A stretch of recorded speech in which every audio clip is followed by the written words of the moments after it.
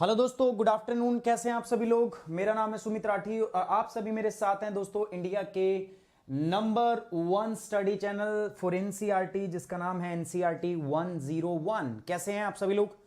जल्दी से आ जाओ, ठीक है, फटाफट आ जाओ दोस्तों। कमेंट बॉक्स आप लोगों के लिए खुला है। चैप्टर नंबर 4 का पार्ट 2 आज अपन डिस्कस कर रहे हैं दोस्तों, ठीक है। चैप्टर नंबर 4 का पार्ट 2 है हमारे पास। कल हमने पार्ट 1 किया था and today we are going to discuss the chapter number 4 part 2, air, है ना, हवा। तो उसमें दो चीजें थी। पहले में हमने एटमॉस्फेयर का डिवीजन पढ़ा था, एटमॉस्फेयर का कंपोजिशन पढ़ा था। और जो सेकंड पार्ट होगा दोस्तों, इसमें हम पढ़ेंगे आपका about climate and atmosphere. Climate क्या होता है, वेदर क्या होता है, and second is the about the different climatic conditions, है ना। तो दोनों के बारे में अपन दोस्तों यहां से डिटेल से डिस्कस करेंगे। तो गुड आफ्टरनून एवरीवन।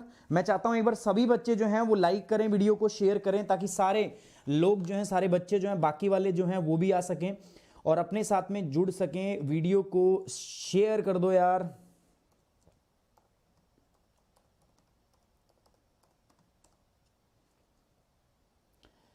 उम्मीद कर रहा हूं कि आप सब बच्चे जो हैं बढ़िया से पढ़ रहे हैं यार। अपना जो मास्टरिंग बेसिक्स है हमने स्टार्ट कर दिया है, तो मुझे उम्मीद है आप सभी बच्चे जो हैं उसको एंजॉय कर रहे हैं। आप सभी बच्चे जो हैं उन वीडियोस को देख रहे हैं और सभी को उससे फायदा भी हो रहा है। ये मैं सोच रहा हूं, मैं मान के चल रहा हूं। और अगर मैं मान रहा हूं तो मतलब सही मान रहूंगा, है ना।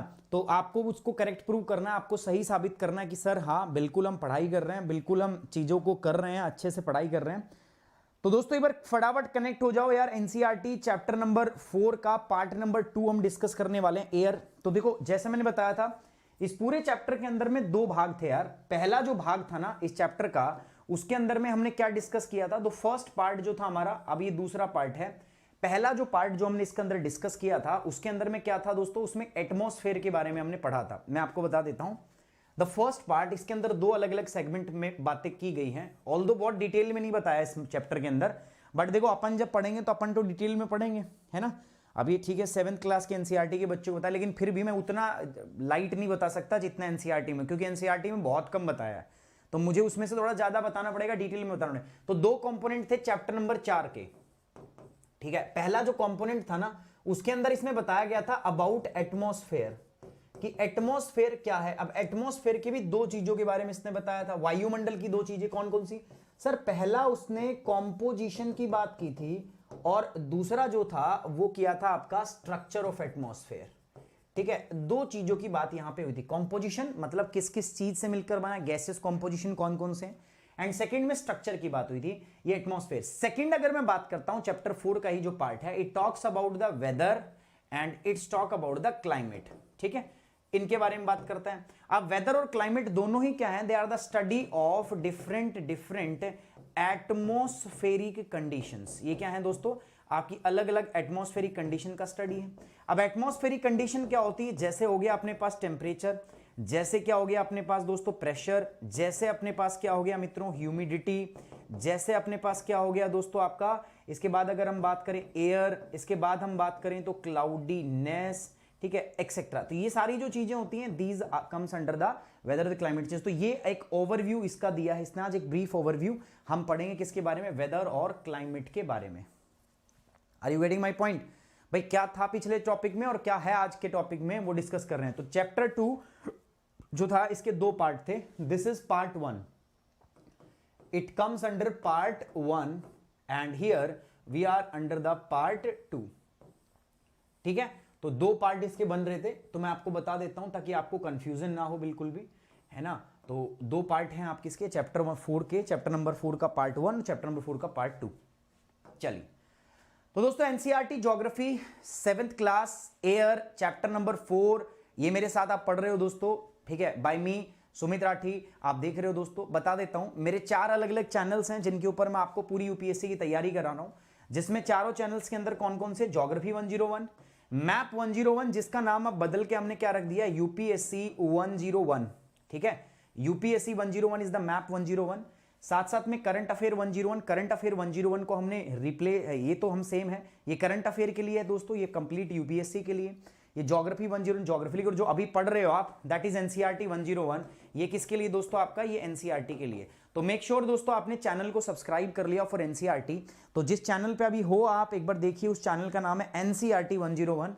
बहुत सारे बच्चों ने अभी इस चैनल को सब्सक्राइब नहीं किया, तो मेरा रिक्वेस्ट है उन सभी बच्चों से कि यार एक बार फटाफट से आप इस चैनल को क्या कर लो, सब्सक्राइब कर लो। कहां रह गए यार बच्चे, कहां रह गए भाई?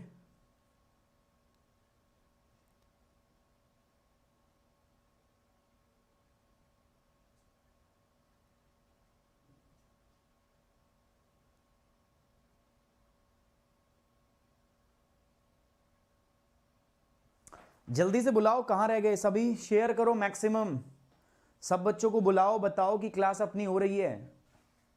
तो ये 3 चीजें हैं दोस्तों जो अपने को डिस्कस करनी है आईएएस गुरुकुल 2021 के तहत में। वी हैव 4 डिफरेंट चैनल्स और सब सब्सक्राइब कर लो। साथ साथ मैं अनअकैडमी ऐप पे भी हूं, यहां पर हम क्या करते हैं दोस्तों, क्विज करते हैं और स्पेशल क्लास कोर्स करते हैं। तो देखो सबसे अच्छी इंपॉर्टेंट बात क्या है, मेरा कोड क्या है दोस्तों, सुमित 10 मेरा कोड है। याद रखना, जो भी बच्चा जुड़ना चाहता है मेरे से, ठीक है, अनअकैडमी के ऊपर, तो ये मेरा कोड है। इससे क्या मिलेगा, देखो पहला तो आपको डिस्काउंट मिलेगा, ठीक है, और जो डिस्काउंट होगा दोस्तों वो क्या होगा, मैक्सिमम डिस्काउंट मिलेगा। साथ ही साथ में अगर मैं बात करता हूं इसी से, तो आपको क्या मिलेगा दोस्तों, मेरा गाइडेंस, ठीक है, थ्रू आउट द प्रोसेस मैं खुद आपको क्या करूंगा, गाइड करूंगा, ठीक है, डन। कोई दिक्कत समस्या प्रॉब्लम है तो बताओ कुछ। चलिए आगे बढ़ रहे हैं हम दोस्तों। एटमॉस्फेयर, देखो लास्ट क्लास में हमारी बात हुई थी एटमॉस्फेयर क्या है। मैंने आपको बताया भाई पृथ्वी के ऊपर जो हवा की पतली से कंबल है उसको हम बोलते हैं एटमॉस्फेयर। इसके अंदर बहुत सारी गैस होती हैं और सारे लिविंग एनिमल्स के लिए जरूरी है, जो हम सांस लेते हैं उसमें गैस होती है, वो एटमॉस्फेयर के अंदर ही आती है, हवा एटमॉस्फेयर के अंदर ही होती है, ठीक है। हिंदी इंग्लिश हमने दोनों देखा।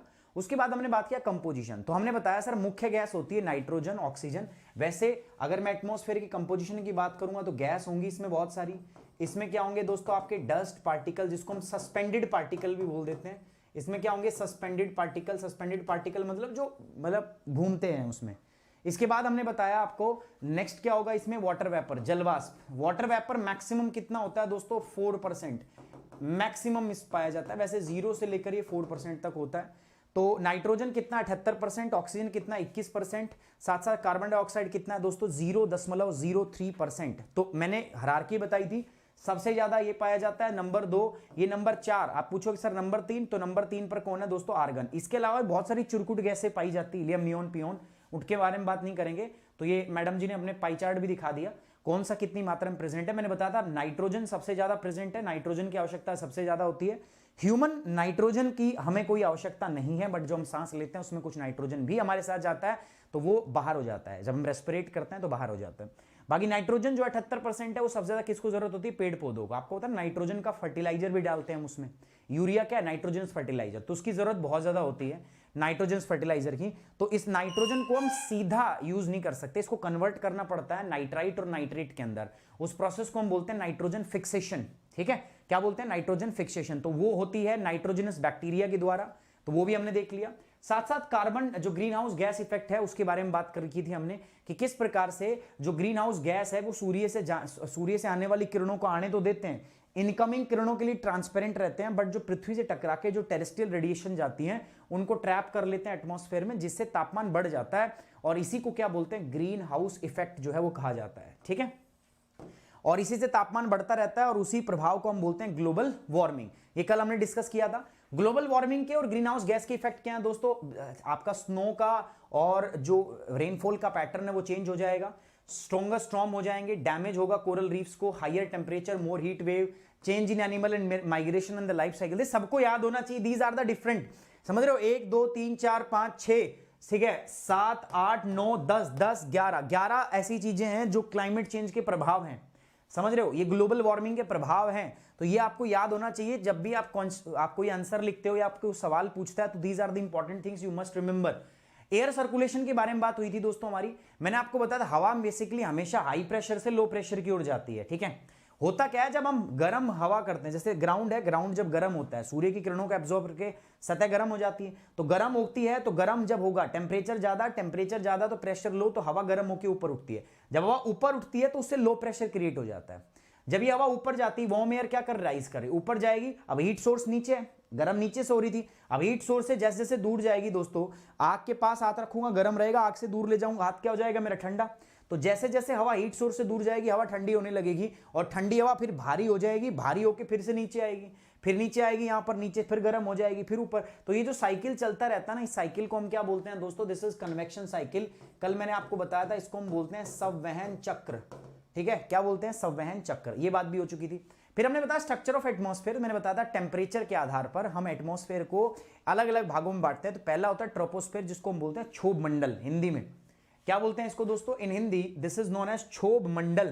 तो याद रखेंगे सभी बच्चे इसको, दिस इज नोन एज क्षोभ मंडल। दूसरे नंबर पर है स्ट्रेटोस्फेयर, जिसको हम क्या बोलते हैं दोस्तों, इसको हम बोलते हैं समताप मंडल। इसके बाद क्या होता है दोस्तों, मेसोस्फेयर, इसको हम क्या बोलते हैं, मध्य मंडल। ठीक है, इसके बाद क्या आता है, थर्मोस्फेयर। ठीक है, इसके बाद क्या आता है दोस्तों, इसको बाह्य मंडल बोलते हैं, और ये भी बहिर्मंडल है। ठीक है, ये हमने देख लिया था। ट्रोपोस्फेयर मैंने बताया था सबसे नीचे वाला होता है, 13 किलोमीटर एवरेज हाइट होती है, सारी क्लाइमेटिक कंडीशन इसी में होती है। इंपॉर्टेंट बात क्या थी, याद ये रखना था कि जब जब ऑल्टीट्यूड बढ़ेगा तब तब क्या होगा, टेम्परेचर यहां पर डिक्रीज। तो ये कंडीशन सबसे इंपॉर्टेंट जो याद रखनी थी यहां पे। दूसरे मैंने बताया स्ट्रेटोस्फेयर, पहले तो कांस्टेंट रहता है, बट फिर बाद में इसमें लेयर आ जाती है जिसका नाम है ओजोन लेयर। ओजोन लेयर मतलब O3, ये क्या करती है, अल्ट्रा वायलेट रेज को एब्सॉर्ब करती है, और सूरज की किसी भी किरणों का जब एब्सॉर्प्शन होता है तो इससे टेम्परेचर क्या होता है, बढ़ता है। इसीलिए थोड़ी देर के बाद यहां पर क्या होगा, ऑल्टीट्यूड मतलब हाइट, ऊंचाई के साथ साथ आपका तापमान भी बढ़ने लगेगा। याद रखना है, कुछ समय तक तो कांस्टेंट रहता है, जिससे नाम है स्ट्रेटोस्फेयर, हिंदी में बोलते हैं समताप मंडल, लेकिन उसके बाद तापमान बढ़ने लग जाता है। फिर हमने बात की क्षोभ मंडल की, हिंदी था, हिंदी इंग्लिश दोनों हो गया। इसके बाद आता है दोस्तों अपना next part, that is mesosphere. Mesosphere में क्या होता है ना, याद रखना, ये आपका लगभग 50 से लेकर कितना होता है, 80 किलोमीटर के आसपास। इसमें कुछ ऐसा होता नहीं, इसीलिए यहां पर अगर हम बात करें, एब्जॉर्प्शन नहीं होता सूर्य की किरणों का, इसलिए जैसे जैसे हाइट बढ़ाओगे फिर से तापमान क्या होगा आपका, घटेगा।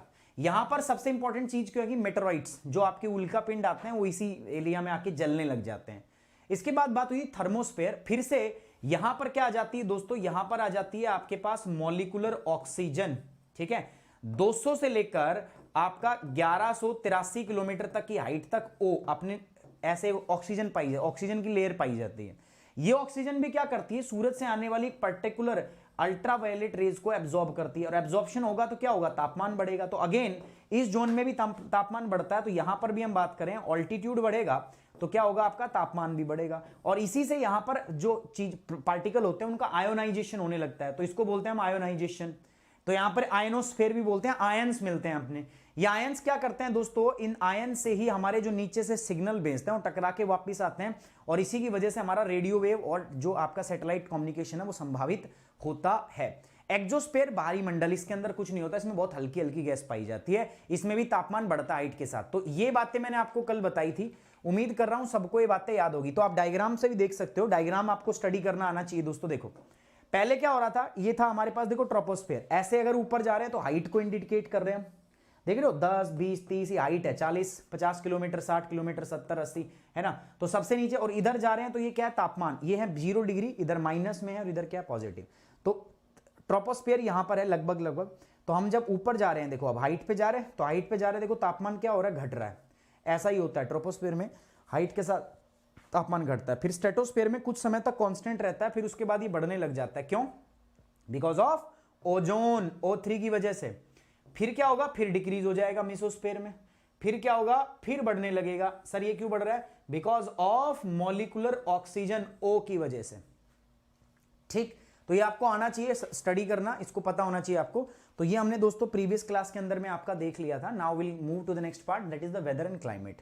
देखो वेदर का मतलब क्या होता है मित्रों, वेदर का मतलब होता है, हिंदी वाले छात्र ध्यान से देखना, वेदर का मतलब होता है मौसम, और वेदर का मतलब, क्लाइमेट का मतलब क्या होता है, जल वायु। ठीक है, वेदर का मतलब होता है दोस्तों मौसम, और दूसरा जो है मेरे पास दैट इज क्लाइमेट। क्लाइमेट का मतलब क्या होता है मित्रों, जलवायु, है ना, दो अलग अलग चीजें मेरे पास ये। ठीक है, अब जब दो अलग अलग चीजें हैं तो इनके बारे में मुझे जानना तो पड़ेगा, मुझे समझना तो पड़ेगा ये चीजें होती क्या क्या है। ठीक है, मुझे इनके बारे में जानना पड़ेगा, मुझे इनके बारे में समझना पड़ेगा। What exactly the weather is and what exactly the climate is, climate क्या है और वेदर क्या है, समझना पड़ेगा मुझे इसको। ठीक है, सबसे पहले मैं बात करता हूं तो वेदर का मतलब होता है मित्रों मौसम। क्या मतलब होता है आपका, मौसम। ऐसे ही जलवायु का मतलब क्या होता है दोस्तों, क्लाइमेट का मतलब क्या होता है, जलवायु। मुझे दोनों वर्ड एक जैसे लगते हैं, मुझे खास कोई अंतर नहीं लगता, लेकिन दोनों में फर्क होता है। ठीक है, मैं आपसे पूछूंगा तो डिफरेंस बता पाओगे? बताओ कितने बच्चे हैं जो इसमें डिफरेंस बता पाएंगे, sir what is the basic difference between weather and climate. Weather और जलवायु और क्लाइमेट के अंदर में कितने लोग हैं जो आप में से अंतर बता पाएंगे? फटाफट जल्दी से, देख रहा हूं मैं कमेंट बॉक्स की तरफ आपका।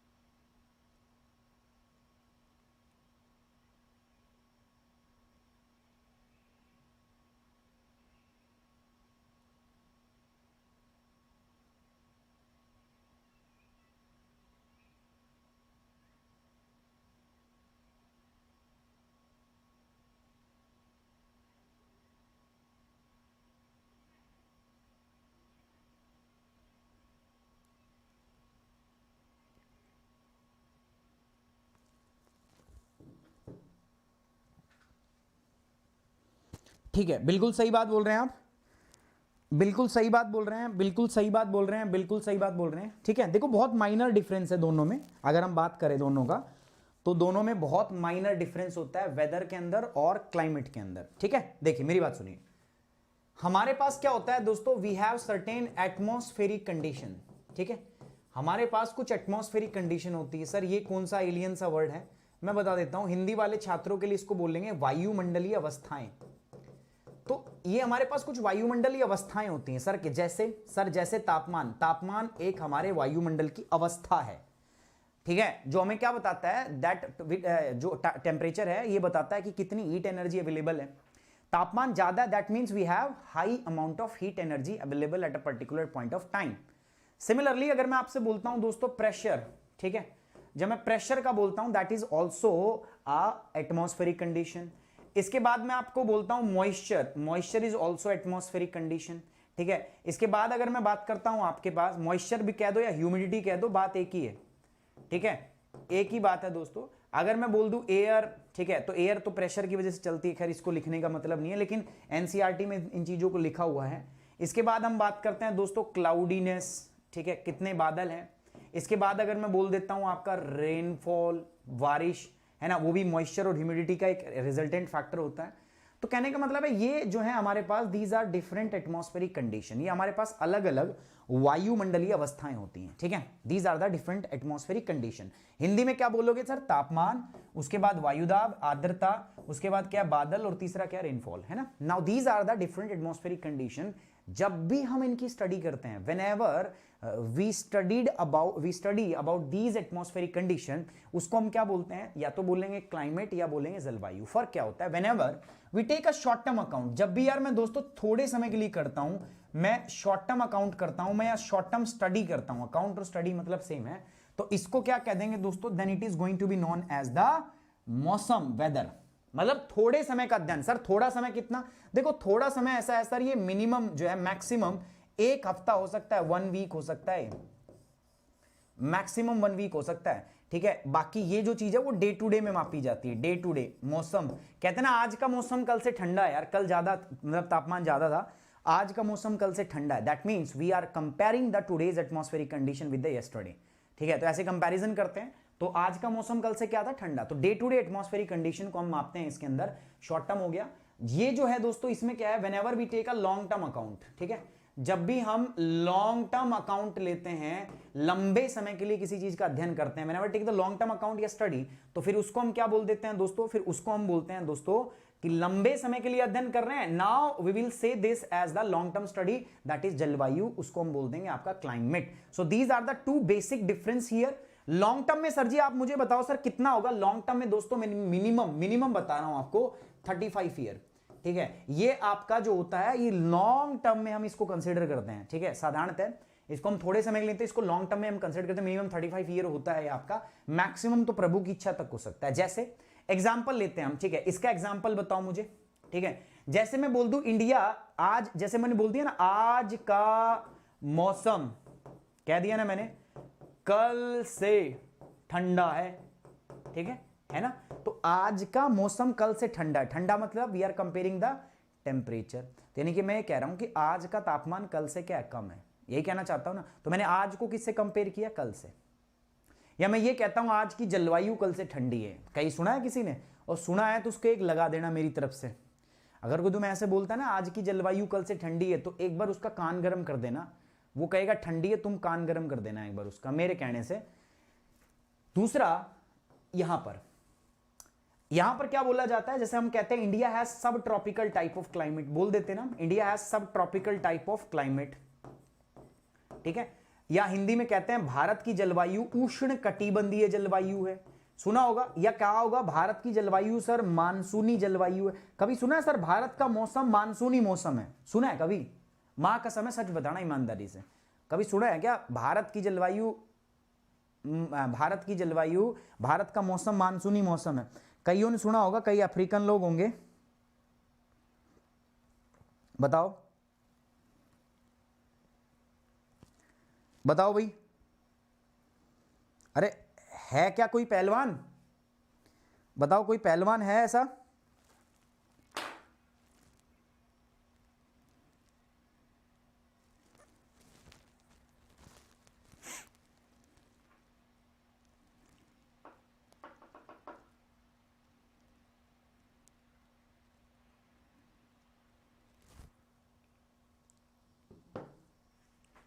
नहीं है कोई भी? अरे होना चाहिए ना, होना चाहिए। छोटे थे ना हम, छोटे थे, अभी होली आने वाली है, होली, तो होली पे क्या हुआ करता, हमारे बीच में कुछ ऐसे लोग होते थे, चढ़ा दिया करते, जैसे मेले में नहीं जाते, मेला लगता था ना, मेला जाता था। हरियाणा में लय को थोड़ा लय बोल के बोलते हैं, मेला, मेला होता है वैसे। तो कुश्ती खेलने जाया करते ऐसे, तो एक दूसरे को चढ़ाते रहते थे। जी सर, जी सर।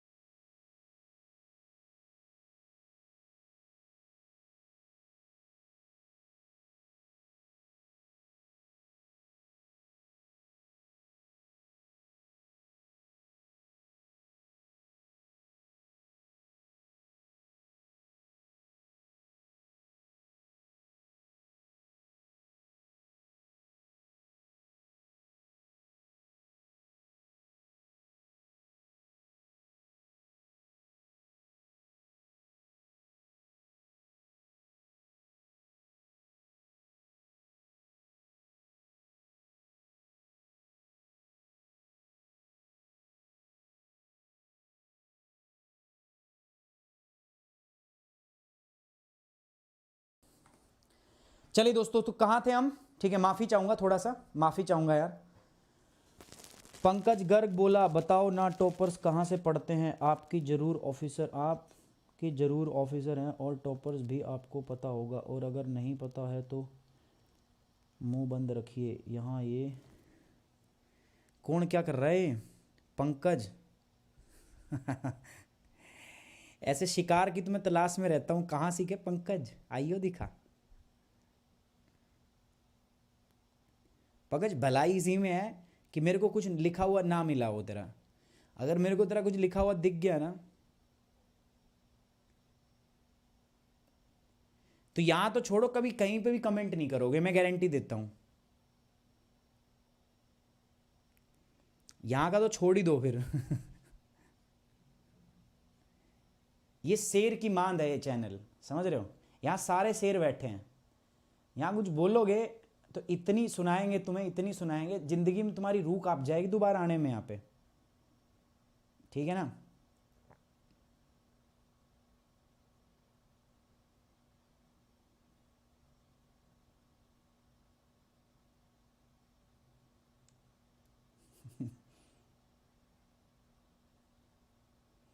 चलो छोड़ो, ऐसे आते रहते हैं, कोई बात नहीं, आते रहते हैं। अपने क्या फ़र्क पड़ रहा है? कोई फ़र्क पड़ रहा है? नहीं पड़ रहा। चलो अपनी पढ़ाई करते हैं, ठीक है?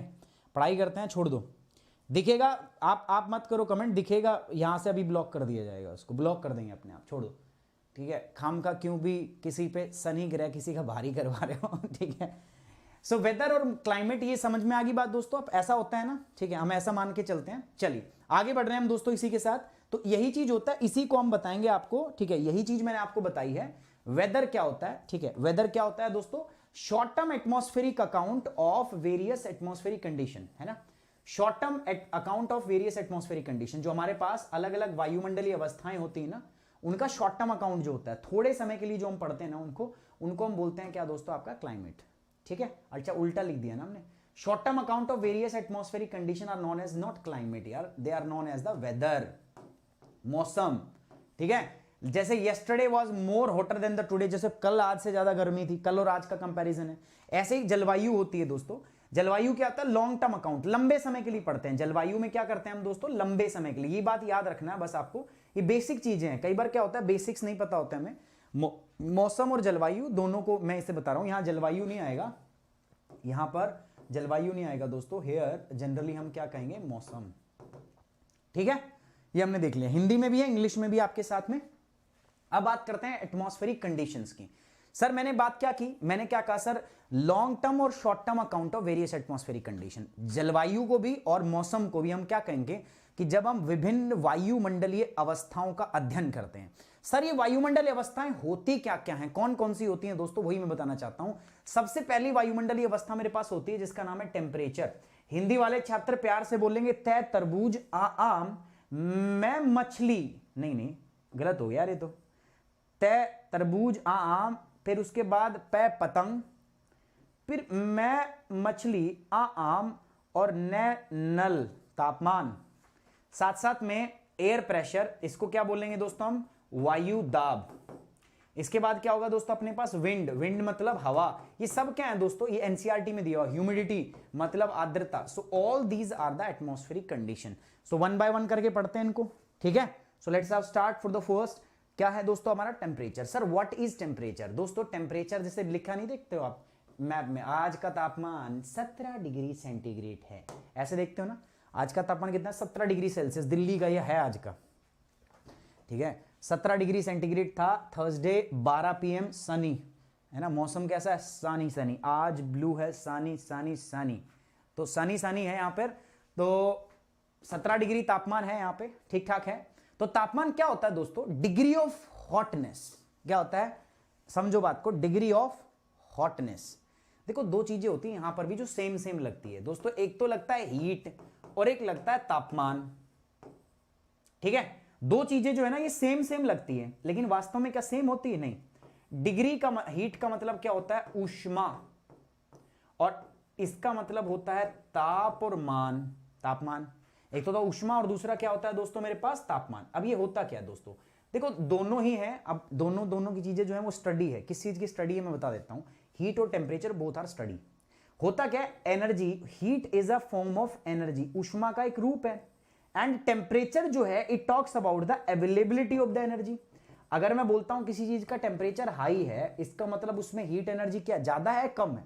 मैं बोलता हूं किसी का टेम्परेचर हाई है, दैट मींस उसमें अवेलेबिलिटी ऑफ हीट क्या है, ज्यादा है। अगर मैं बोलता हूं किसी का टेम्परेचर कम है, दैट मींस उसमें अवेलेबिलिटी ऑफ द हीट क्या है दोस्तों, कम है। सो हीट क्या है दोस्तों, amount of energy, and temperature जो है it denotes the availability of that particular energy. दोनों क्लियर रहेंगी आपको बात।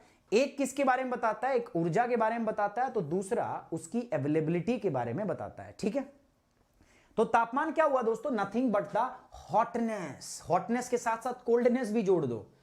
मुझे पता है बहुत सारे बच्चे बहुत हॉट हैं यहाँ पे, अरे हॉट मतलब गर्म है, दिमाग गर्म है उनका। तो हॉटनेस और कोल्डनेस, शांति, गुस्से के साथ साथ शांति भी चाहिए। कोल्डनेस ठंडक है, इसका मतलब वो भी तापमान को दर्शाता है। तो याद रखना दोनों ही चीज जो है इसको हम क्या बोलते हैं, तापमान। It tells about the availability of heat energy in the system. तापमान हमें यह बताता है कि सिस्टम के अंदर में कितनी हीट एनर्जी है, ऊष्मा कितनी है। An important factor that influence the distribution of the temperature is the insolation। अब आप कहोगे सर तापमान किससे प्रभावित होता है, मैं बता दूं आपको, तापमान को प्रभावित करने वाला सबसे महत्वपूर्ण कारक जो है वो कौन सा है आपका, दैट इज टेम्परेचर। वैसे मेरे पास बहुत सारे फैक्टर हैं जो तापमान को प्रभावित करते हैं, लेकिन जो सबसे प्रमुख कारक है जो तापमान को प्रभावित करता है वो है इंसोलेशन। देखो वैसे हिंदी में बता रहा हूं दोस्तों मैं आपको, ठीक है। सबसे मुख्य तापमान को प्रभावित करने वाला कारक ये है इंसोलेशन। सभी बच्चे नोट्स बनाएंगे इसके, ठीक है। लबासना जाना है ना, तो बस ये आदत डाल लो। मैं नोट्स दे भी सकता हूं बट दूंगा नहीं, क्यों, मैं चाहता हूं आप काम करो, ठीक है। मैं चाहता हूं 1 मिनट में मैं नोट्स देके तुम्हें तुम्हारी आदत खराब कर सकता हूं, बट मैं नहीं चाहता। जो मेहनत करना जानता होगा ना वो ये काम करेगा। देखो आज के टाइम पे बहुत अच्छी फैसिलिटीज हो रखी हैं, बहुत अच्छी फैसिलिटीज। एक बात मैं बताता हूं, श्री कृष्ण के एक बेटे थे जिनका नाम था साम, पता होगा ना, साम दाम दंड भेद ऐसे कहते हैं ना। तो श्री कृष्ण जी के एक बेटे थे जिनका नाम था साम। वो श्री कृष्ण जी की 4-5 पत्नियां थी, आपको पता होगा, रुक्मणी, राधा उनकी प्रेमिका थी, साथ साथ में और भी थी, क्या बोलते हैं उसको, अरे जामवंती, जामवंत की बेटी, ठीक है, वो भी थी। तो जामवंती जो थी उसको कोई पुत्र नहीं था, उसने शिव की आराधना की, बहुत तगड़ी तपस्या की भोले बाबा की, ठीक है। कृष्ण जी से कहा मुझे बेटा चाहिए, तो पहले तपस्या से बेटे मिल जाया करते, तो तपस्या की, घोर तपस्या की जामवंती ने। भगवान भोलेनाथ प्रकट हुए और उन्होंने अपना जो रौद्र रूप होता है ना, जो खतरनाक वाला रूप होता है, वो उनको वरदान में दे दिया, अंश के रूप में दे दिया, उनके पुत्र के रूप में दे दिया। अब शिव जी का अंश था तो बहुत ज्यादा शक्तिशाली था, और साथ साथ में रौद्र रूप है तो अहंकार भी बहुत था उसमें, गुस्सा भी बहुत था, ठीक है। अब वो जैसे जैसे बड़ा हो रहा था वो उत्पाद मचा रहा था, ठीक है, मतलब गुस्सा बहुत ही ज्यादा था। कृष्ण को ही गालियां देता था, ठीक है, कृष्ण भगवान को गालियां दे देता था, राधा को कुछ कुछ बोलता था, मतलब ऐसा रहता था। उन्होंने सोचा कि इसको शिक्षा के लिए बाहर भेजते हैं तो शायद इसका दिमाग कुछ ठिकाने आ जाए। शिक्षा के लिए बाहर भेजने की जब बात हुई तो अपनी माँ जो जामवंती थी उससे कहता है कि ये कैसी प्रथा है जिसमें शिक्षा लेने के लिए मुझे अपनी माँ का प्यारा था, कह रहा मैं अपनी माँ से दूर क्यों जाऊंगा, मैं नहीं जा रहा कहीं पे, एक काम करो गुरु को यहीं बुलाओ, ठीक है, गुरु को कहाँ बुलाओ, घर पे बुलाओ, ठीक है। तो उस समय गुरु को घर पे, तो उसकी माँ ने एक बात बोली थी, जामवंती ने बहुत अच्छी बात बोली थी, कहती बेटा ऐसा नहीं हो सकता, अगर शिक्षा आपको चाहिए तो आपको चल के गुरु के पास जाना पड़ेगा, है ना। जिस दिन उल्टा होने लग गया कि गुरु आपके पास आने लग गया ना, उस दिन समझ लो विनाश है। आज हो रहा है ये, ठीक है, आज हो रहा है, आज होम ट्यूशन होते हैं, ये होते हैं, वो होते हैं, विनाश हो रहा है। उस होम ट्यूशन में होता क्या आप भी लोग जानते हो, मैं भी जानता हूं। तो दोस्तों एक बात समझ लो, शिक्षा अगर चाहिए तो आपको चल के मेरी तरफ का रास्ता तय करना पड़ेगा। मैं चल के अगर आपकी तरफ आऊंगा ना तो कुछ नहीं होगा, कुछ नहीं होगा, ट्रस्ट मी यार, कुछ नहीं होगा, विनाश होगा, ठीक है, आपका कुछ नहीं होगा, विनाश, समय का, एनर्जी का, और भूल जाओ आपका लक्ष्य तो भूल ही जाओ, फिर कोई भी लक्ष्य है आपका तो याद रखो दोस्तों, ऑलवेज देखो आपके और मेरी नॉलेज के बीच में गैप है, ठीक है, या तो आप उसको तय करो मेरे पास आओ, या मैं तय करके उसको आपके पास आऊं, फैसला आपका है। और मेरे हिसाब से बेस्ट क्या होता है कि आप उस फासले को तय करो, ठीक है। मैं नोट्स दे दूं, मैं ये कर दूं, मैं वो कर दूं, मैं 5 क्लास कर दूं, मैं 6 क्लास कर दूं, मैं 75 क्लास कर दूं, क्या फायदा हो रहा है। जब तक आप नहीं काम करते हो तो नई बात बनेगी, ठीक है। 1 क्लास हो पर मैं चाहता हूं हर एक बच्चा जो है उसको करे, समझ रहे हो। देखो कितनी सही में बहुत अच्छी बात है। आपको अगर विद्या चाहिए, आपको अगर शिक्षा चाहिए, आपको गाइडेंस चाहिए, तो आपको चल के गुरु के पास जाना पड़ेगा। गुरु आपके पास चल के आने लगा तो विनाश है, ठीक है। आज तक हुआ है? कभी नहीं हुआ है। गुरु कभी पुराने टाइम पे भी देख लो, जो सतयुग थे हमारे, द्वापर युग था, ठीक है। आज कलयुग में तो खैर उल्टा पुल्टा से बहुत सारी चीज़ें हो रही हैं, बट आज ऐसा नहीं है। अगर आपको पढ़ना है तो आपको चल के जाना पड़ता है। अब आपकी ईज पे घर बैठे आपको एजुकेशन मिल रहा है तो उसकी रिस्पेक्ट करो, ठीक है, उसकी रिस्पेक्ट करो। बहुत सारे ऐसे एजुकेटर नहीं हैं जो वास्तव में अच्छे एजुकेटर और पढ़ाते हो, क्योंकि क्या होता है ना, यूट्यूब के अंदर मैं बताता हूँ, यूट्यूब के अंदर हम करते तो हैं बहुत मोटिवेट होकर काम शुरू, पर होता क्या है, कुछ ऐसे ही उल्टे सीधे कमेंट्स, ठीक है, बच्चों, फिर थोड़ा दिनों के बाद आदमी डिस्करेज होकर वो काम छोड़ देता है। होता है, ऐसा ही होता है, वो डिस्करेज हो जाता है, यार क्या करूँ, किसके लिए करूँ। तो दोस्तों ऑलवेज, मैं नहीं कह रहा, मैं अपने लिए नहीं कह रहा, मैं कह रहा हूं जो भी इस प्लेटफॉर्म पे तुम्हें दिखे और जो बहुत अच्छे से अपने 100% आपके उत्थान के लिए काम कर रहा हो, आपको शिक्षा देने के लिए काम कर रहा हो, दोस्तों जरूर उसकी इज्जत करो, पढ़ो उससे, ठीक है। मैं कह रहा हूं मैं बाहर किसी को मिल जाऊं तो खूब मेरे से दोस्ती बनाओ, मैं आपके कंधे पे हाथ रख के चलूंगा, आप मेरे पे चलना, कोई टेंशन वाली बात नहीं है। बट ऑन दिस प्लेटफॉर्म यहाँ पे चीजें अलग है, तो जब मैं पढ़ाऊं तो पढ़ने का प्रयास किया करो, ठीक है। और नोट्स की बात ऐसी है दोस्तों, सारे नोट्स आप खुद बनाओ, हिंदी इंग्लिश, देखो लैंग्वेज है, सीखनी पड़ेगी, सीख लो, ठीक है।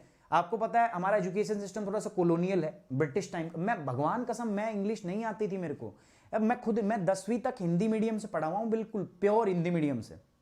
मुझे ना पता था, मैंने तैयारी शुरू की जब मुझे ये भी नहीं पता था कॉन्स्टिट्यूशन, पहले दिन जब मैं एग्जाम में गया था ना उसमें गया था क्लास में, तो कॉन्स्टिट्यूशन एंड कॉन्स्टिट्यूशन हो रहा था, according to constitution this, according to constitution this. मुझे लगा यार कॉन्स्टिट्यूशन बहुत भारी तोप हो गया यार, सब कुछ चीज को मुझे पता नहीं था कॉन्स्टिट्यूशन मतलब संविधान होता है। मैंने बाहर गया, मैं डिक्शनरी खरीदी तो मैं कहा हो संविधान को कहते हैं कॉन्स्टिट्यूशन।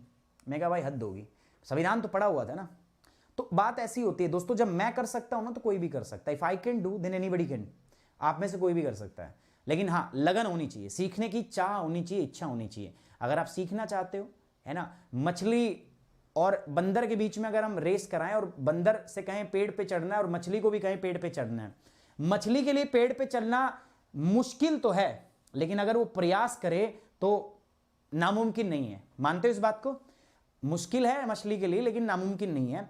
अगर वो बार बार प्रयास करे और उसका अंदर जो उसकी आत्मा है, ठीक है, वो सच्चे मन से चाहे कि उसको करना है, उसको वो टारगेट अचीव करना है, तो मछली भी छलांग लगा के पेड़ पे चढ़ सकती है। समझ रहे हो ना? छलांग लगा के मछली भी क्या कर सकती है, पेड़ पे बैठ सकती है, पेड़ की टहनी पर बैठ सकती है, लेकिन उसके लिए इच्छा शक्ति दृढ़ होनी चाहिए। तो डिपेंड नहीं करता कि आप कैसे हैं, आप पढ़ते थे नहीं पढ़ते थे, दिमाग चलता है नहीं चलता, 10वीं में फेल थे, 12वीं में फेल थे, IIT से हो, JEE से हो। ये ऐसा एग्जाम है दोस्तों जो सबको समान अवसर देता है। ये चीजें सब पढ़ सकते हैं, बराबर है सबके लिए, बहुत मुश्किल चीजें नहीं है। लेकिन बस निर्भर करता है तो दोस्तों आपकी इच्छा शक्ति पे, निर्भर करता है तो आपकी विल के ऊपर कि आप कितना सोचते हो, ठीक है ना? समझ में आ रही बात आपको, क्या कह रहा हूं मैं आपको, है ना? तो मछली भी अगर चाहे तो छलांग मार के पेड़ पे चढ़ सकती है, ठीक है। आगे बढ़ते हैं दोस्तों। तो ये क्या कह रहा है, इंसोलेशन, तापमान कितना होगा ये किस पे निर्भर करेगा दोस्तों, आपतन के ऊपर। आपतन क्या होता है सर, ये बताना पड़ेगा। इंसोलेशन दोस्तों, अपने पास सूर्य से ऊर्जा आती है। देखो स्टैंडर्ड यूनिट क्या है टेम्परेचर को मापने की, डिग्री और सेल्सियस। ये इन्वेंटेड की गई थी एंड्रे सेल्सियस के द्वारा, इसीलिए इसका नाम जो है वो सेल्सियस रखा था। कह रहा पानी 0 डिग्री पे जम जाता है और जो 100 डिग्री पे बॉयल करने लगता है। तापमान, इसके साथ कुछ टर्म्स जुड़ी हुई हैं। कई बार एक वर्ड यूज करते हैं हम, एनुअल रेंज। एनुअल रेंज का मतलब होता है वार्षिक तापांतर। क्या मतलब होता है इसका? एनुअल रेंज मतलब वार्षिक तापांतर, ठीक है। इसका मतलब होता है difference between the temperature of summer and winter. देखो तापमान मान के चलो, समर के अंदर में हाईएस्ट तापमान रहता है अपने यहां पे मान लेते हैं 48 डिग्री सेंटीग्रेड, और विंटर के अंदर में मान लेते हैं तापमान गया 2 डिग्री सेंटीग्रेड। तो एनुअल रेंज कितना हो गया अपना दोस्तों, बताओ? एनुअल रेंज जो हो गया अपने यहां पर वो हो गया सर 46 डिग्री सेंटीग्रेड। तो this is annual range, the difference between the maximum and minimum. दूसरा डायन्यूरल, डायन्यूरल मतलब होता है दैनिक तापांतर। ये क्या होता है? दैनिक। मैं चाहता हूं सबको ये टर्म याद हो। दूसरा क्या है? दैनिक तापांतर। डायन्यूरल रेंज में क्या होता है दोस्तों, it is the difference between day and night. दिन और रात के तापमान में जो अंतर होता है ना, जैसे मान के चलते हैं डे का टेम्परेचर था, डे में मैक्सिमम गया, जैसे आज की बात करते हैं 18 डिग्री हो गया, नाइट के अंदर यही टेम्परेचर बढ़ के कितना हो जाएगा, मान लेते हैं 10 डिग्री सेंटीग्रेड। तो डायन्यूरल रेंज कितनी हो जाएगी दोस्तों आपकी, वो होगी 8 डिग्री सेंटीग्रेड। समझ में आ गई बात? सो दो चीजें होती है, तो होता है वार्षिक तापांतर और दूसरा होता है दैनिक तापांतर। तापांतर मतलब तापमान में अंतर। Annual range, diurnal range. ठीक है। अच्छा वर्ड देखो, जब जब रेंज लिखा हो तब तब हम डिफरेंस देखते हैं, ठीक है। और जब जब एक मीन लिखा हो ना, मीन का मतलब होता है सारे को जोड़ के 2 से डिवाइड कर दो, तो एवरेज मंथली मीन ये भी होता है, एवरेज डेली मीन ऐसे भी होता है। तो वो मीन में क्या होगा, सारा जोड़ दो, 2 से जितने हैं उससे डिवाइड कर दो। फैक्टर अफेक्टिंग टेम्परेचर क्या होता है दोस्तों? देखो तापमान को प्रभावित करने वाले मेरे पास बहुत सारे कारक हैं, जिसमें पहला कारक है लैटिट्यूड। लैटिट्यूड का मतलब क्या है दोस्तों? लैटिट्यूड का मतलब होता है अक्षांश। दूसरा होता है ऑल्टीट्यूड। ऑल्टीट्यूड का मतलब क्या होता है दोस्तों? ऊंचाई। इसके बाद होता है सी प्रॉक्सिमिटी, मतलब समुद्र से निकटता। समुद्र से निकटता। एयर करंट का मतलब क्या है? वायु राशियां। वेजिटेशन का मतलब क्या है दोस्तों? वनस्पति। ये बहुत सारी चीजें हैं जिनसे प्रभावित। ओशन करंट मतलब समुद्री जलधारा। ये दोस्तों बहुत सारी चीजें हैं जिनके कारण आपका तापमान प्रभावित होता है। जैसे लैटिट्यूड मतलब अक्षांश, ये पृथ्वी है, ये 0 डिग्री, ये 90 डिग्री। ये लो लैटिट्यूड, ये हाई, निम्न अक्षांश, उच्च अक्षांश। तो जब जब हम ऐसे जाते हैं, यहां से यहां जाते हैं, बताओ तापमान क्या होता है दोस्तों? सबको पता है टेम्परेचर डिक्रीज होता है। हाइट बढ़ती है तो क्या होता है? जब जब हम लो ऑल्टीट्यूड से हाई ऑल्टीट्यूड की तरफ मूव करते हैं, तब तब सबको पता है दोस्तों आपका टेम्परेचर क्या होगा? डिक्रीज। अभी तो पढ़ाया था थोड़ी देर पहले, ट्रोपोस्फेयर, क्षोभ मंडल, नीचे से ऊपर जाएंगे, हाइट बढ़ेगी, तापमान घटेगा। समुद्र तल के अगर कोई पास है तो ना तो जल्दी से गर्म होगा, ना ही जल्दी से ठंडा। मुंबई अभी ठंड चल रही है, लेकिन मुंबई में तापमान देखोगे कितना है? मुंबई में देख लो 25-26, तापमान ज्यादा नहीं है, तापमान कम, बहुत कम नहीं है। सर्दियों में भी ऐसा ही रहता है और गर्मियों में भी ऐसा, बहुत ज्यादा ना गर्मी होती है ना बहुत ज्यादा सर्दी होती है। दूसरा एयर करंट। अब देखो गर्मियों में एक हवा होती है अपने उत्तर भारत में जो चलती है, लू। एक हवा अभी सर्दियों में चलती है जिनको हम बोलते हैं साइबेरियन विंड, जिसको हम बोलते हैं शीत लहर। अब एक बात बताओ, जब शीत लहर चलती है तो अपने यहां क्या होता है? हीटर चलने लगता है क्या? अरे शीत लहर चलती है, ठंडी होती है तो तापमान गिर जाता है। जब अपने यहां पे लू चलती है तो तापमान बढ़ जाता है, सिंपल। वनस्पति, वेजिटेशन, सोच के बताओ मुझे, आप जंगल में रहते हो जहां धूप बहुत कम आती है, पेड़ पौधे बहुत ही ज्यादा हैं। मैं एग्जाम्पल बताऊंगा, मैं अभी घूमने गया था, ठीक है, कुफरी के अंदर, मनाली, शिमला। मैंने एक चीज देखी कि पहाड़ के एक साइड तो पूरा बर्फ से ढका हुआ है, it is totally snow covered, और दूसरे साइड जो है वहां पर बर्फ है ही नहीं। तो मैं क्या हुआ, मैं ये यहां पे मैंने रिजॉर्ट था, ठीक है, यहां पे पहाड़ था जहां पे खूब सारी बर्फ है। मैं थोड़ा सा आगे जाके 1.5 से 2 किलोमीटर जाके मैंने यहां पे रिजॉर्ट लिया। मैं उससे बार बार एक ही बात पूछ रहा था, वो हिल टॉप पे था, पहाड़ी पे था, बिल्कुल टॉप पे। मैं उससे एक बात पूछ रहा, भाई यार बर्फ गिरेगी ना यहाँ पे? मैं बर्फ देखने गया था, मैं कहा बर्फ गिरेगी ना यहाँ पे?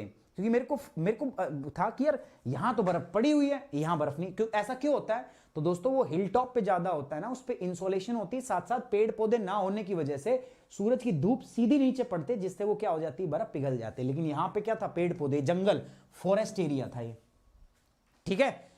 घूमा करो, बहुत सारी चीजें आपको लाइव एक्सपीरियंस होती है, आप देख पाओगे।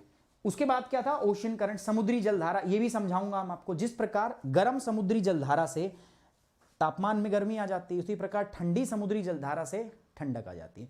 तो ये तापमान को प्रभावित करने वाले अलग अलग कारक हैं, जिनको हम आगे की क्लासेस में क्या करेंगे? 1 बाय 1 पढ़ेंगे। यहां पे एक वर्ड यूज किया हमने, इंसोलेशन। सर ये क्या होता है? समझो मेरी बात को। इंसोलेशन का मतलब क्या होता है? Incoming solar radiation which intercept by the earth. देखो सूरज से आने वाली वो ऊर्जा जो पृथ्वी तक पहुंचती है, बस उसको क्या बोलते हैं? इंसोलेशन। आपतन बोलते हैं उसको। क्या बोलते हैं दोस्तों? आपतन। कहने का मतलब क्या हुआ कि सूर्य से आने वाली ऊर्जा का वो भाग जो पृथ्वी तक पहुंच जाता है। जैसे मैं आपको एक बात बताता हूं, ये हमारे पास क्या है? पृथ्वी, अर्थ है।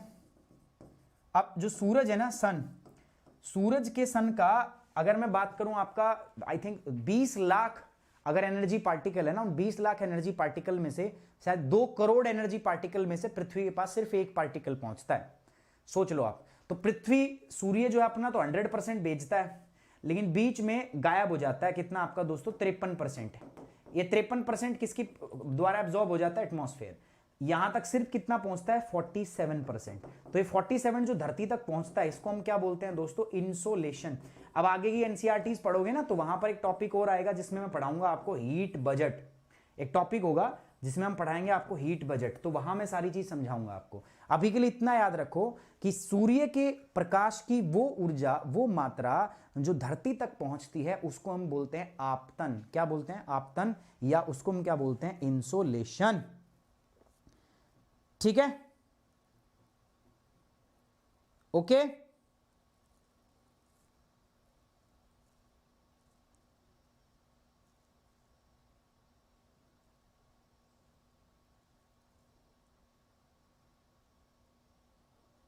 भाई मैं बेवकूफ हूं क्या? तुम यहां पे अपनी बातें कर रहे हो यार।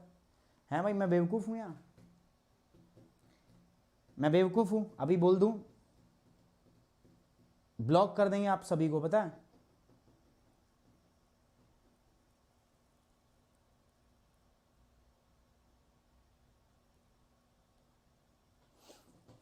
अभी क्लास करो, बाद में लड़ना, ठीक है ना? पहले क्लास पे ध्यान दो।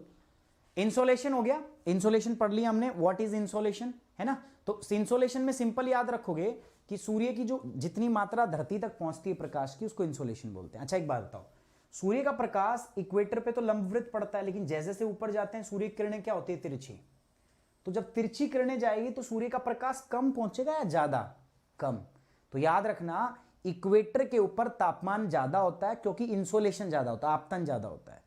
ध्रुवों के ऊपर देखोगे तो किरणें तिरछी पड़ने लगती हैं, और तिरछी किरणों से तापमान भी क्या होता है? कम पड़ता होता है, और इसीलिए हम क्या कहते हैं कि ध्रुवों पर आपतन भी कम हो जाता है। इसीलिए द अमाउंट ऑफ इंसोलेशन, आपतन की जो मात्रा है वो डिक्रीज होती है फ्रॉम इक्वेटर टुवर्ड्स द पोल।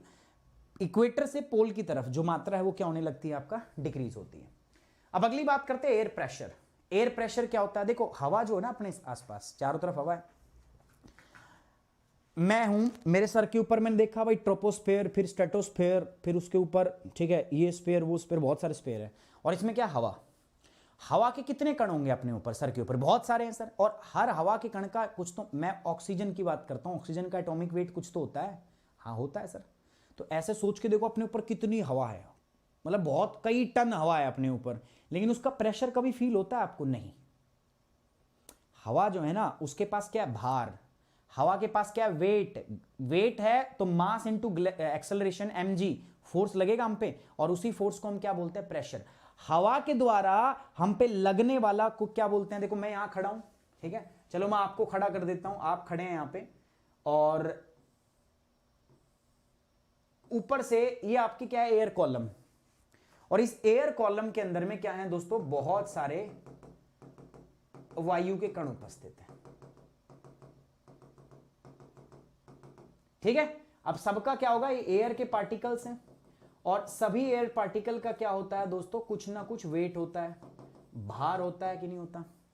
अब ये भार की वजह से यहां पर क्या लगता है? आपका प्रेशर, और उसी को हम बोलते हैं एयर प्रेशर, यानी कि बोलते हैं क्या? वायु दाब। ये लगता है हमारे सर पे ना, भार होता है, पर फील नहीं होता। क्यों फील? इसलिए नहीं होता कि हमारी जो बॉडी है ना, उसके अंदर में भी ब्लड सेल्स होती हैं।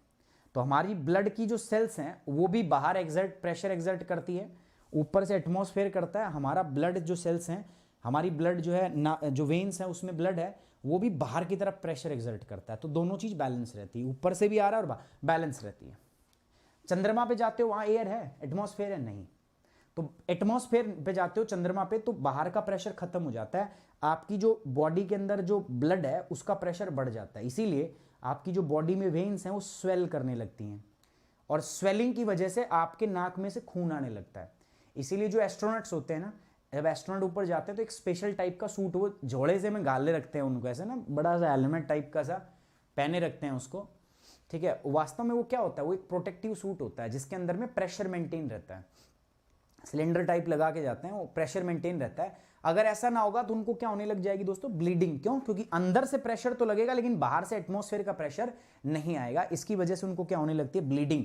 तो याद रखना ये बात, क्यों वो ऐसा पहनते हैं, ये सारी बात यहां पे बताई गई है। अच्छा, एयर प्रेशर क्या होता है दोस्तों? Pressure exerted by the weight of the air. हवा में एक वेट होता है, और वेट जो लगता है उसकी वजह से एक फोर्स लगता है, बस उसी को एयर प्रेशर कहते हैं, ठीक है। एज वी गो अप, जैसे जैसे हम धरती से ऊपर जाते हैं, प्रेशर क्या होगा? ऑब्वियस बात है, जितनी गैस है वो पृथ्वी के साथ में नीचे, बाहरी गैस नीचे, ऊपर तो हल्की हल्की गैस है, हाइड्रोजन, हीलियम, ये गैस है ऊपर। तो आपकी जितनी भी भारी गैस है, जो वेट है जिनके अंदर में, सारी की सारी कहां प्रेजेंट है? सरफेस के पास में। इसीलिए जैसे जैसे ये सरफेस है मेरे पास, सतह है, जैसे जैसे सरफेस से आप ऊपर मूव करते हो तो आपका जो प्रेशर है दोस्तों वो क्या करने लगता है, आपका डिक्रीज करने लगता है। ठीक है, the air pressure is highest at the sea level and decrease with the height. Sea level जो होता है, समुद्र का तल जो होता है उस पर सबसे ज्यादा होता है। जैसे जैसे ऊपर जाते हो तो एयर प्रेशर क्या करने लगता है, आपका डिक्रीज करने लगता है। अब ये कुछ टेम्परेचर और प्रेशर का संबंध है। ठीक है, तापमान और वायुदाब बड़े अच्छे दोस्त हैं।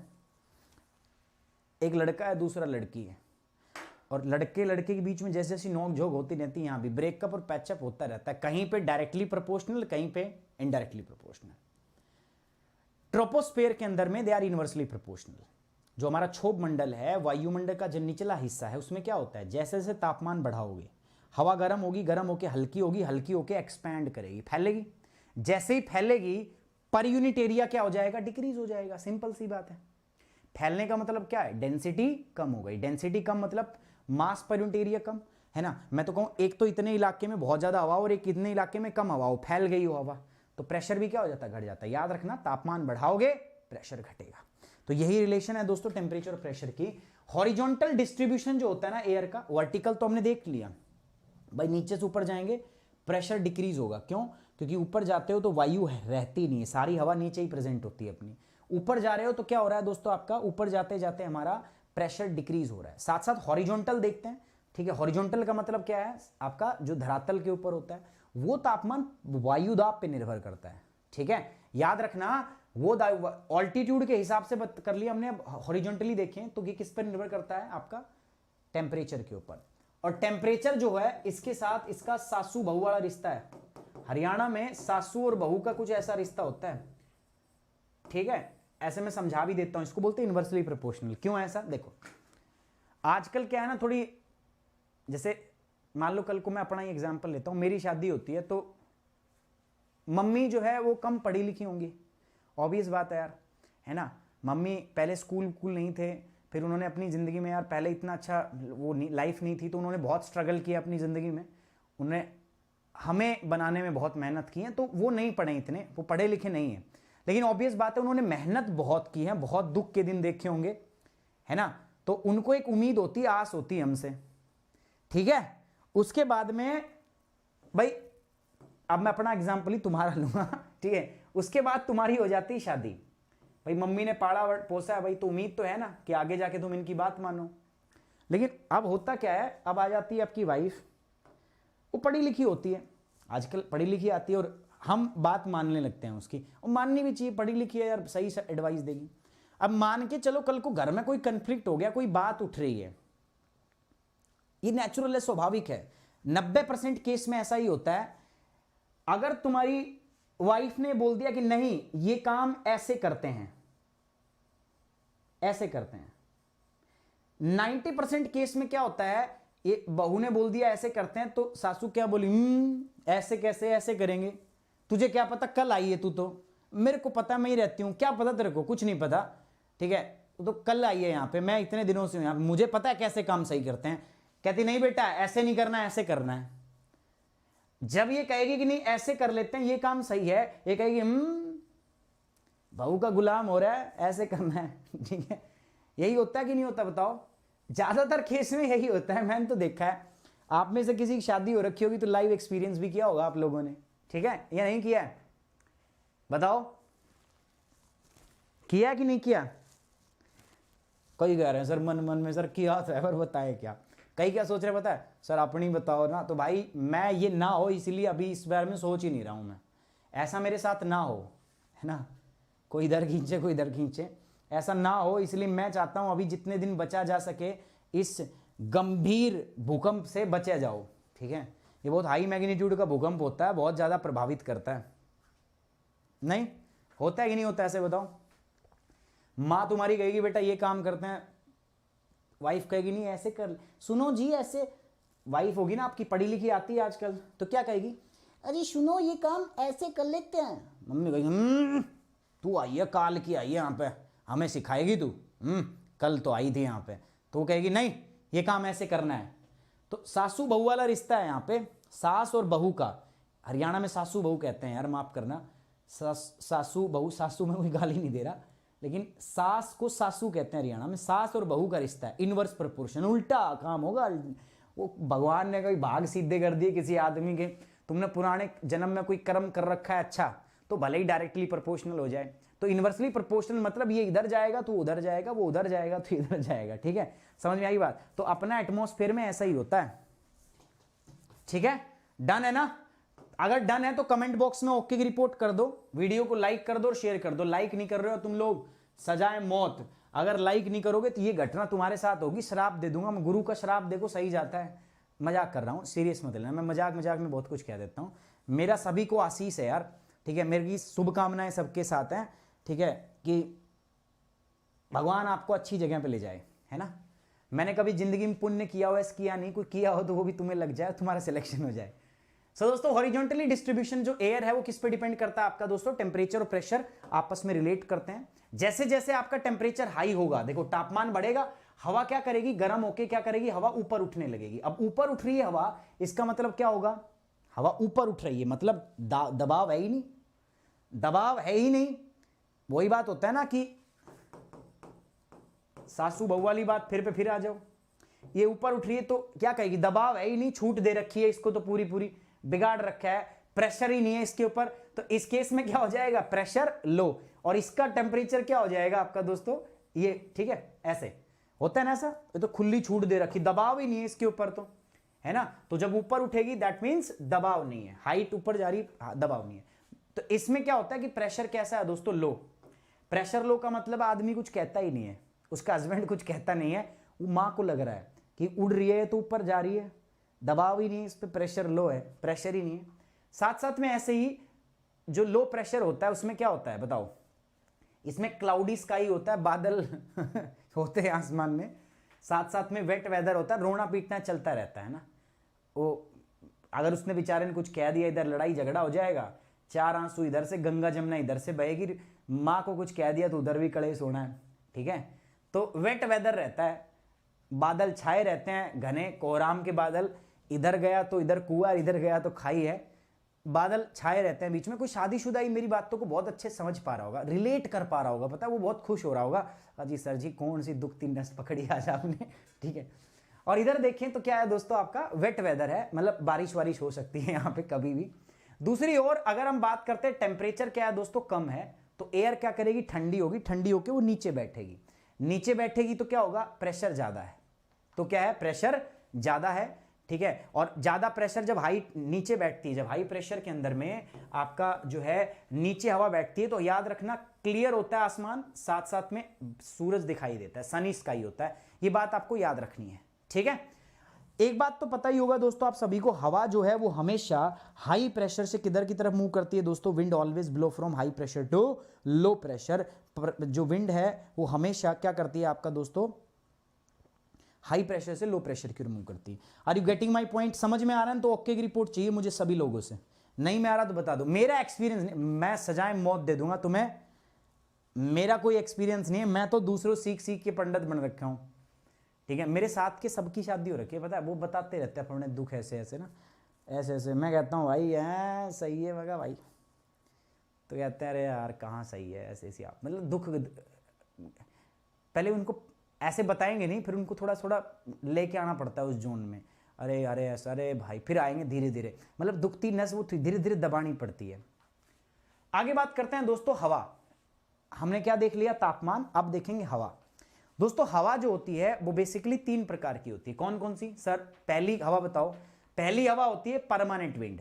परमानेंट मतलब स्थानीय पवन, स्थायी पवन, ये तो चलती चलती, कुछ भी कर लो ये हवा चलेगी चलेगी, स्थायी पवन। दूसरी होती है दोस्तों मेरे पास सीजनल विंड, सीजनल से नाम पता चल गया आपको, मौसमी हवा। और तीसरी क्या होगी दोस्तों, लोकल विंड, मतलब स्थानीय हवा। स्थानीय, स्थायी और स्थानीय, जैसे लू चलती है ना कभी कभी, लोकल एरिया में चलती है, राजस्थान के अंदर, दक्षिणी हरियाणा के अंदर, सम पार्ट ऑफ पंजाब, तो वो क्या होती है, लू, स्थानीय पवन है। मानसून सीजनल विंड है, सीजन आता है मानसून का एक, बस सीजनल विंड है, एक पर्टिकुलर टाइम पे ही चलती है मानसून की विंड। कब से कब चलती है सर? जून से सितंबर। स्थायी पवन परमानेंट है, चलती रहती है, ये है परमानेंट विंड, ठीक है, ये परमानेंट विंड है। आपको दिख रहा है परमानेंट विंड है। कौन कौन सी विंड है सर? यहां पर अगर हम देखें तो ये क्या है, ट्रेड विंड, परमानेंट विंड है। मैं लिख देता हूं, हमारे पास 3 प्रकार की परमानेंट विंड है। अभी बस ट्रेलर दिखा रहा है, बाद में पिक्चर आगे होगी, मतलब बाद में आगे पढ़ाएगा आपको। पहली विंड कौन सी है दोस्तों? ट्रेड विंड है। इसको हम बोलते हैं वाणिज्य पवन या व्यापारिक पवने। दूसरा जो है ना मित्रों, उसको हम बोलते हैं वेस्टर्लीज, इसको बोलते हैं पछुआ। आगामी लेक्चर्स में, अभी नहीं बताया तो अभी हम भी डिटेल में नहीं पढ़ेंगे इसको। फिर है अपने पास ईस्टर्लीज, और ईस्टर्लीज को क्या कहते हैं मित्रों? परवा। ठीक है, 3 प्रकार की हवाएं होती है हमारे पास।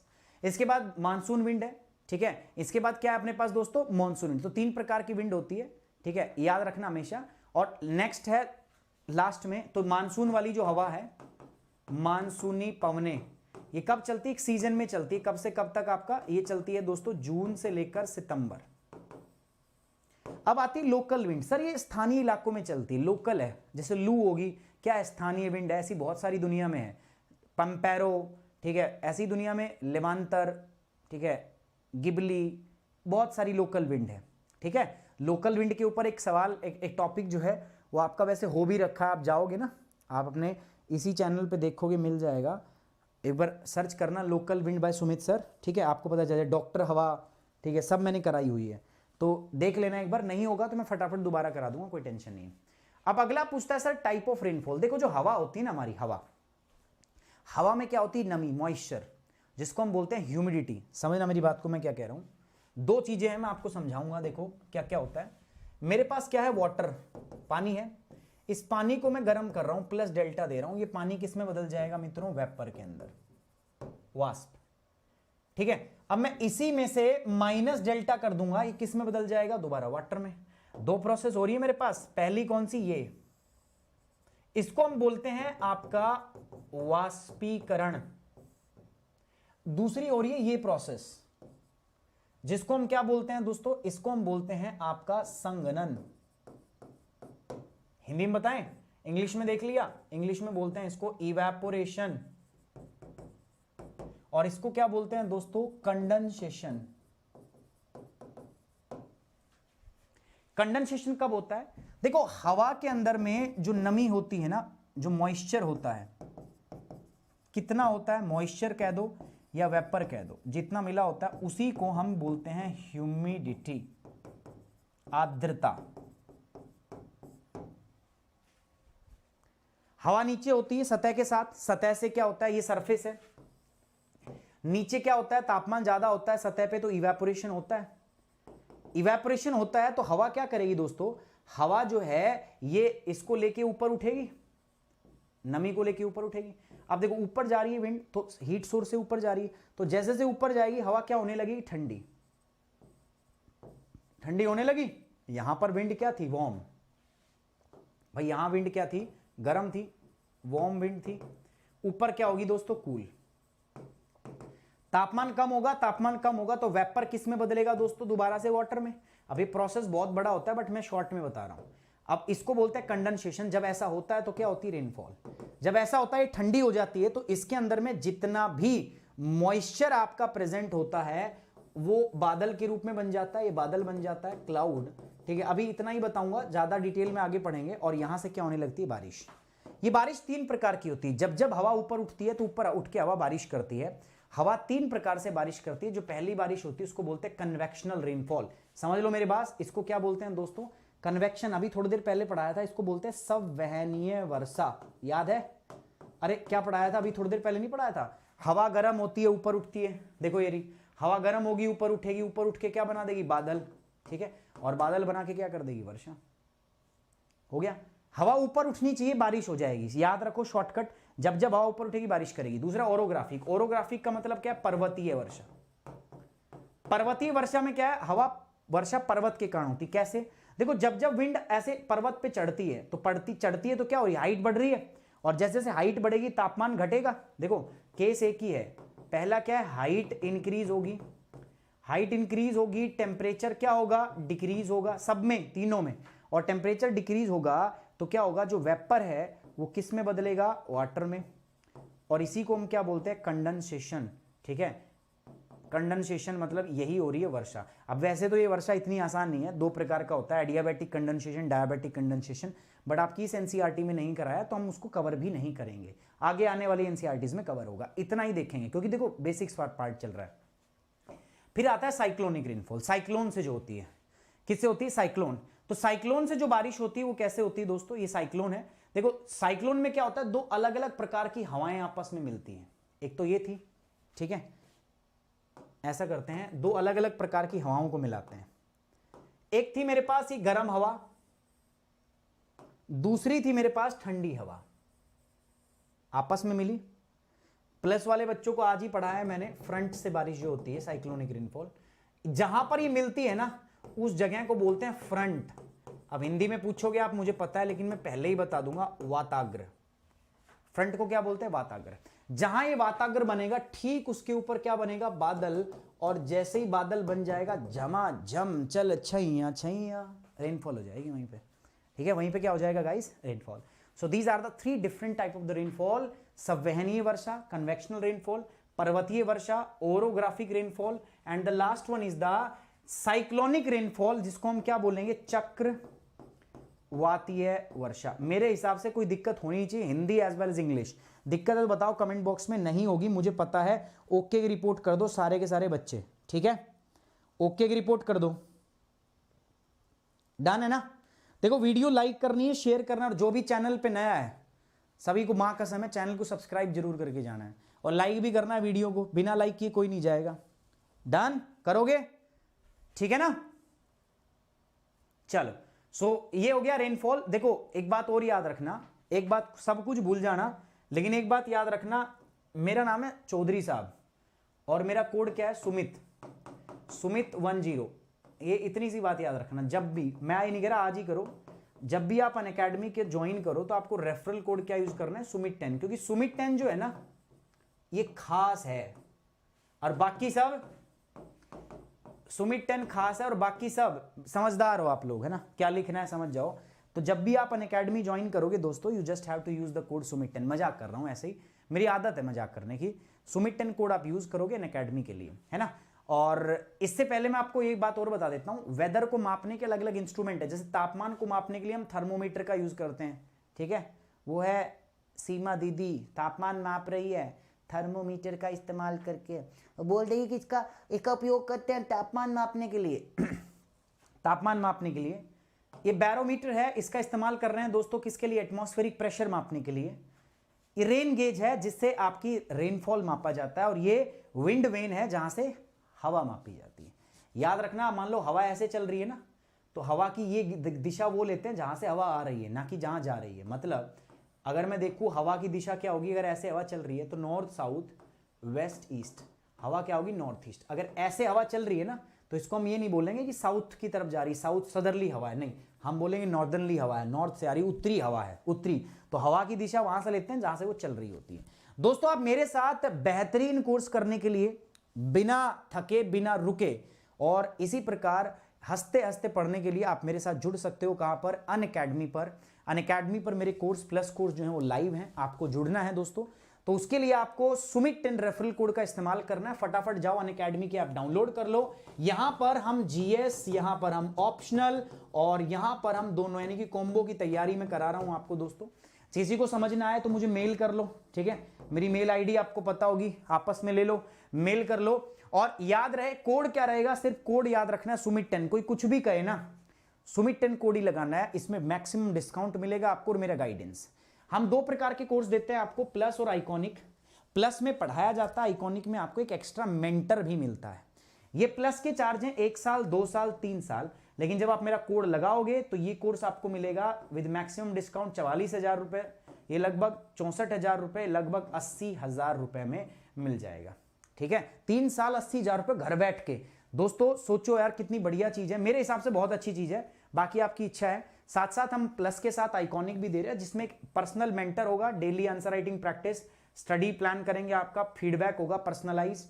तो आप आइकॉनिक लो चाहे आप प्लस लो, दोनों में ही कोड क्या लगाओगे? सुमित 10। दोनों में ही कोड क्या यूज करना है दोस्तों? आपको सुमित 10, दोनों ही केस में सुमित 10 कोड का इस्तेमाल करना है। उम्मीद करता हूं आपको लेक्चर पसंद आया, मजा आया, आपको अच्छा लगा। तो तो अगर अच्छा लगा दोस्तों तो लाइक करना, वीडियो को शेयर करना है दोस्तों। This note we are ending this session. Thank you very much, take care, bye bye, जय हिंद, लव यू गाइस।